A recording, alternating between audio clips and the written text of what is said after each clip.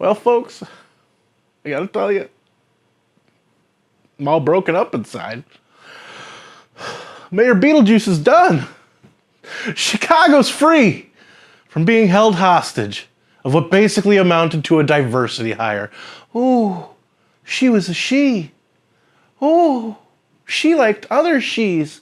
Oh, she was black and liked other she's. Who gives a flying fuqua? Lori Lightfoot was a prime example of being severely unqualified to do her job, but because of her skin color and who she decided to bed, she was a prime candidate for the left. Still a big problem, though.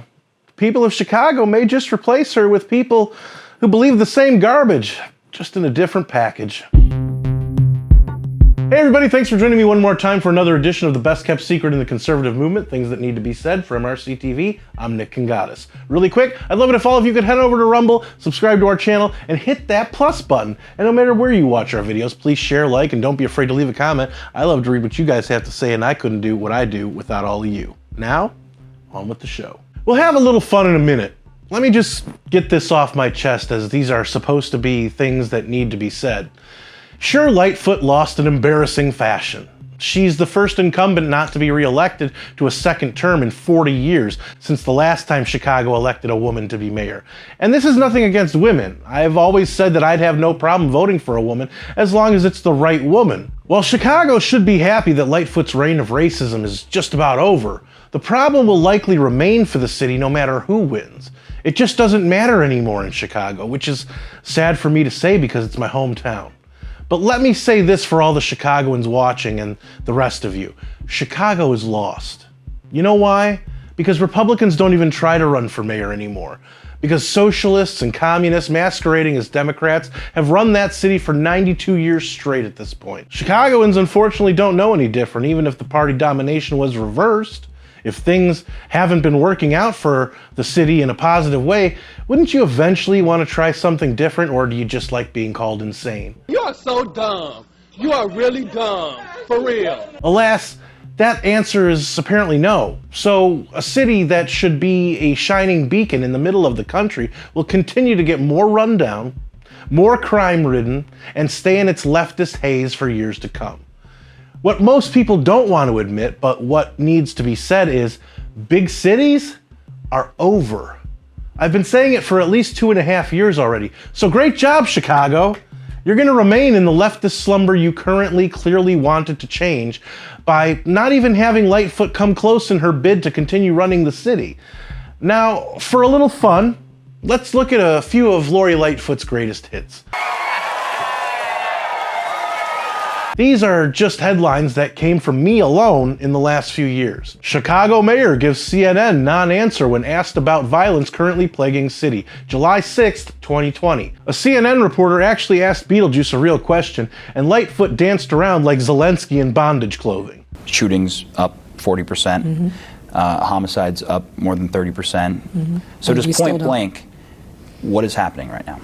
All of these forces are coming together at the same time and making it very difficult. The ecosystem of public safety that isn't just law enforcement, but is local, community-based, and they too have really been hit hard by COVID and are now just kind of coming back online and getting their footing. What the heck are you talking about, lady?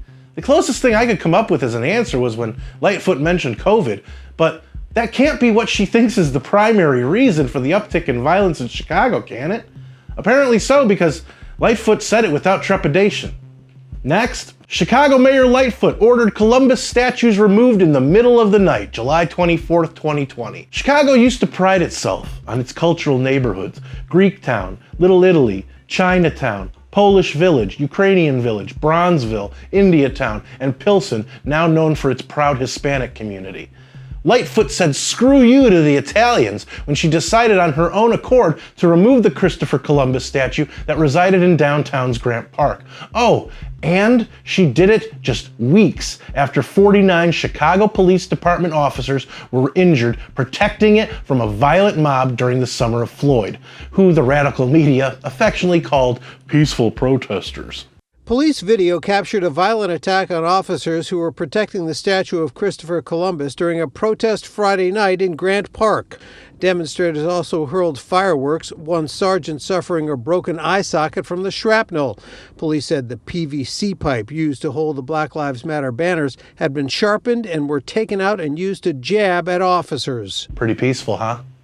I'm going to combine two here, and they pretty much speak for themselves. One, report. Chicago, Mayor Lightfoot, and CPD ban protests on her block. Police ordered to arrest those who don't disperse August 20th, 2020. And on a public street, Chicago Mayor Lightfoot using officers as personal security to stop the press. August 24th, 2020. You see, she didn't mind if criminals looted and rioted throughout the city as long as it wasn't on her block.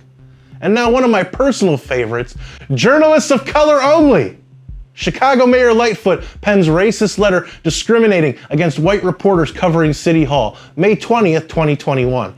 Basically, to celebrate her second anniversary of being in office, Lightfoot decided that only non-white reporters could cover the story, as she believed there were too many white people covering City Hall.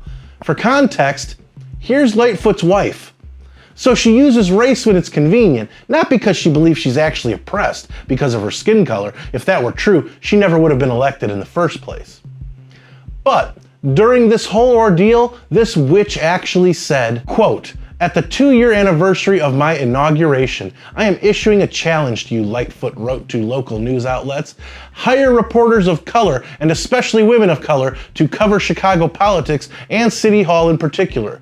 If you only have a white reporter covering City Hall, make sure there's a person of color working with them as well," unquote. And if it wasn't enough that Lightfoot was and still is racist towards white reporters, despite having the whitest woman on the planet as her wife, in August of 2021, she couldn't get the name of a young female officer who was gunned down, Ella French, by calling her Ella Franks. In the horrible tragedy of Ella Frank's murder. This was only a couple of days after the black superintendent of the Chicago Police Department also disrespected French by getting her name wrong as well, calling her Ella Fitzgerald. The gun used in this shooting,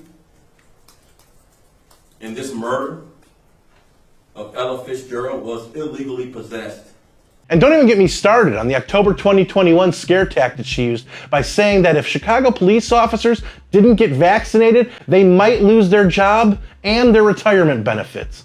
Lightfoot was so on the establishment dole that she even attempted to bribe Chicagoans to get vaccinated. And finally, and perhaps the story that explains a whole lot of who Lightfoot really is, she displayed her envy approximately a year ago in March of 2022 by saying that she has the, quote, biggest dick in Chicago, unquote, while facing a lawsuit over taking down the previously mentioned Columbus statue. The sad part is that judging by the lack of masculinity left in the city, Lightfoot might just have the biggest schwanz in the city. But at least it and her won't reside in the mayor's office for much longer. Oh, and just because it's funny as hell, as well as just being plain sad, here you go. In a new video message posted today on Twitter, the couple dressed as Rona destroyers, bleach wipes and hand sanitizer to demonstrate how to trick or treat in the age of COVID-19. Up and away with you, bitchy Beetlejuice. Hey, look at that.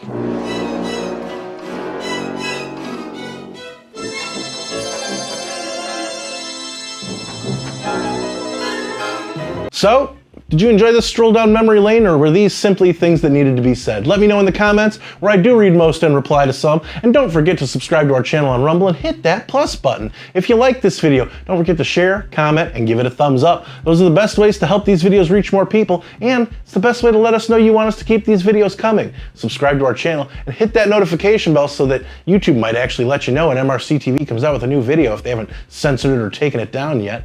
Like us on Facebook, check out more of our work at MRCTV.org, and if you want to support our content and the conservative movement, head on over to MRC.org/donate to help us out, since we're a non-profit and couldn't do what we do without all of you. For MRC TV, I'm Nick Kangadis.